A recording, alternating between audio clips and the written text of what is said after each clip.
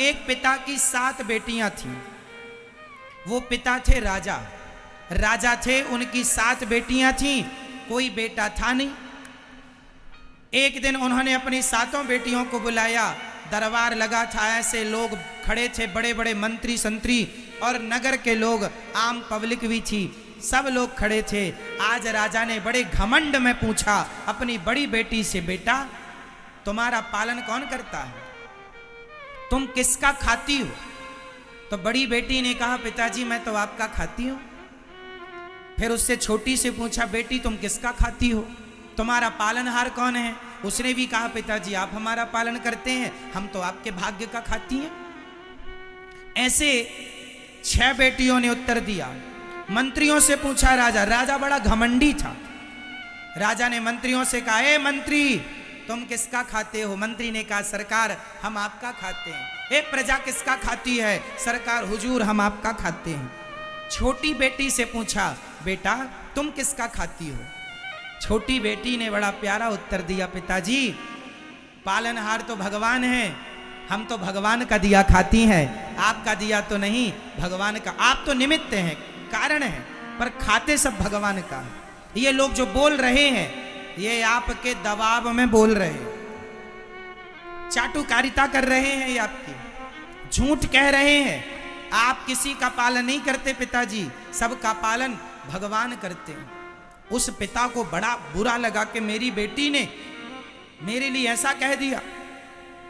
उस राजा ने अपनी 6 बेटियों का विवाह अच्छे अच्छे घरों में किया, राजकुमारों के यहाँ, राजाओं के यहाँ, पर उस लड़की का विवाह जंगल के एक लकड़हारे से कर दिया। तू कहती थी ना कि भगवान का, तो देख तेरे भाग्य में ये लकड़हारा है।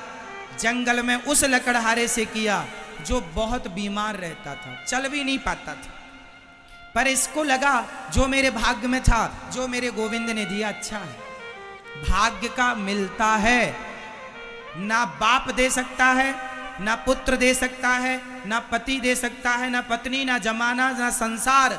जो आपके भाग्य का है, जो ईश्वर आपको देना चाहता है, वो किसी भी तरीके से देके रहेगा। इसलिए कोई किसी का पालन करता है, ये गलतफहमी निकाल दो। उस लड़की का विवाह उस आम नागरिक से कर दिया। अब वो राजा की बेटी जंगल की लकड़ी काटती, सिर पे रख करके ले जाती, जो पैसा मिलता भोजन बनाती, अनाज लाती, दवाइयाँ लाती, अपने पति का इलाज करने लग जाती। दूध लाती, थोड़ा सा दूध, वो जंगल में कुटिया बना के रहने लगी। पूरा घनघोर जंगल, पास में कोई छोटा सा गांव था, वहां से सामान ले आती थी, जंगल में रहती थी। जो दूध बचता था तो जंगल में वहीं पर एक नाग नागिन का जोड़ा था, उसे वो दूध पिला दिया करती। अब जंगल में तो जीव जंतु ही सहयोगी होते हैं, नाग नागिन वहीं रहते थे। वो जो नाग था बड़ा सिद्ध नाग था, उसके पास मणि थी। उस नाग ने कहा कि इसके पास यदि ये धन आ जाएगा तो ये लड़की बड़ा परोपकार करेगी। तो नाग ने अपनी मणि उसे दे दी। उस मणि के प्रभाव से वह लड़की धीरे धीरे करके खूब धनी होती चली गई। बहुत सारा धन धान्य उसने इकट्ठा कर लिया, एक नगर तैयार किया, रानी बन गई, राजा बना उसका लकड़हारा, वो भी स्वस्थ हो गया, सुंदर हो गए, नगर बसाया। दिन रात वो अन्न क्षेत्र चलाते, दरबार में कोई आए सबको पेट भर भोजन। बरसों बाद एक दिन वो अन्न दान कर रही थी, तो उसने देखा कि सबसे पीछे लाइन में उसका बूढ़ा बाप खड़ा था और उसकी 6 बहनें भी पीछे पीछे खड़ी थी। उसने तो पहचान लिया पर उसे कोई ना पहचाना। तब उस लड़की ने अपने बूढ़े बाप से कहा, पिताजी आपकी ये दुर्दशा कैसे हो गई? उसने कहा, मैंने आपको जाना नहीं पिताजी, मैं आपकी बेटी 7वें नंबर की छोटी, आपने मुझे लकड़हारे से विवाह था।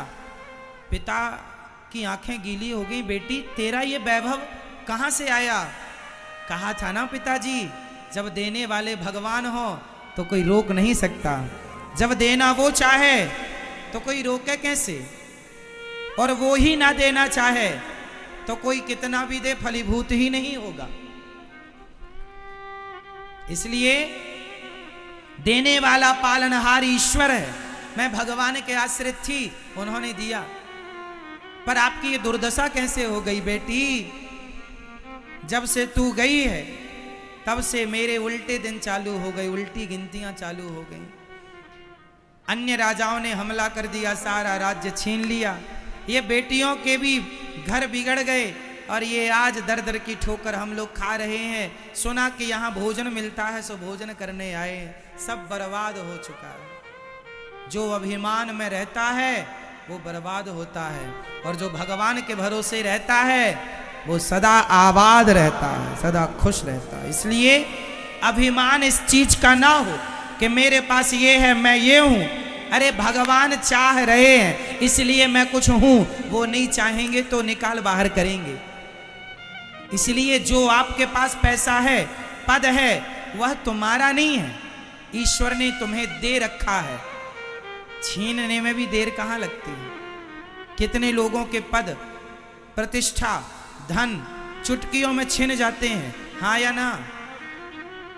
ईश्वर का न्याय सबसे अलग है। इसलिए संसार के न बनो, भगवान के बनो। अभिमान किस चीज का? आज मैं आपको आपकी औकात दिखाता हूं। आदमी को घमंड क्यों आता है? व्यक्ति अभिमान इसलिए करता है क्योंकि वो अपनी औकात भूल जाता है। यदि आदमी अपनी औकात ना भूले तो घमंड कभी नहीं आएगा। मुझे अपनी औकात पता है इसलिए मैं कभी अभिमान नहीं करता। शायद आपको भी पता हो, शायद कुछ भूल गए हो, तो चलो याद दिला देता हूं। हमारी औकात क्या है समझिएगा। आज आप कितने भी बड़े आलीशान महलों में रहते हो, गद्दों में सोते हो, बड़े से बड़े महंगे से महंगी गाड़ियों में आप चलते हैं, लेकिन सच्चाई ये नहीं है कि आप बड़े महल में रहते हैं, बड़ी गाड़ी में घूमते हैं, बड़ा नाम है। सच्चाई ये है कि एक दिन आपको बड़ी गाड़ी से निकलकर 4 कंधों की गाड़ी में आना पड़ेगा, जिसे कहते हैं अर्थी। अर्थी पे आपको लेटना पड़ेगा और वहां आपको लोग उठाकर ले जाएंगे। कितने भी महंगे गद्दे में अभी सोते हो, पर आखिरी में एक लकड़ी की ही सैया तैयार होती है हमारे आपके लिए, जिसे चिता कहते हैं। और व्यक्ति जो बड़ा अभिमान करता था, मैं ये मैं वो जल करके बन गया मुट्ठी भर राख। और एक बात बताऊं, जब आदमी जलकर राख बनता है तो उसकी पूरी राख एक 50 रुपए के घड़े में आ जाती है। कितने रुपए के घड़े में? सिर्फ 50 रुपए के घड़े में आपकी पूरी राख आ जाती है। और राख कितने किलो निकलती है? लगभग 1 किलो, कुछ कम ज्यादा। क्यों जी? सही है। आदमी चाहे 100 किलो का हो, चाहे 50 किलो का हो, या 125 या 150 किलो का, एक दिन मुट्ठी भर राख बनना ही पड़ेगा, हाँ या ना? आप में से कितने लोग ऐसे हैं जो एक दिन मुट्ठी भर राख बन जाएंगे? उठा लो हाथ यदि बन जाओ तो। आप नहीं बनेंगे?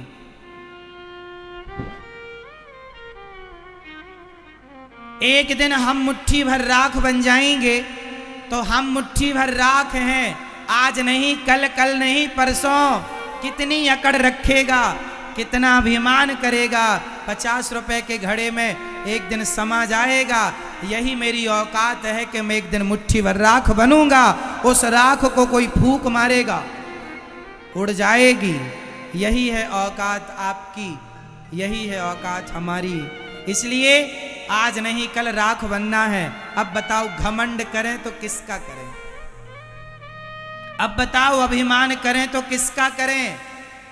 क्या है हमारे पास ऐसा जिसका हम घमंड करें, अभिमान करें? सादा जीवन जियो, नम्रता से जियो। आम का वृक्ष इसलिए झुकता है क्योंकि फलों से भरा है। जो व्यक्ति सद्गुणों से भरा होता है वो सदा झुक करके चलता है, सदा समाज का आदर सम्मान करता है। अभिमान में कुछ नहीं रखा। एक जयपुर के बहुत बड़े कारोबारी थे।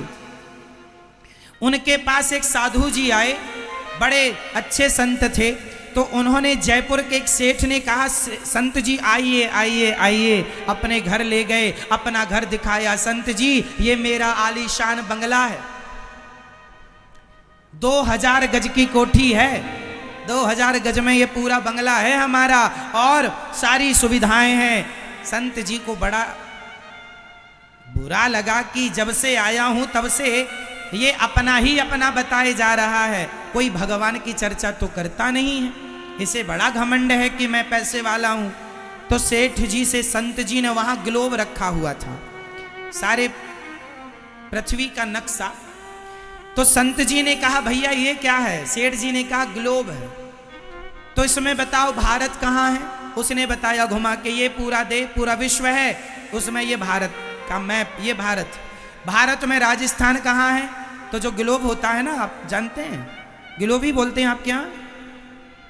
तो भारत का नक्शा इतना सा होता है, उसमें तो इतना सा भारत का नक्शा, उसमें राजस्थान बिल्कुल जरा सा, इतना सा राजस्थान।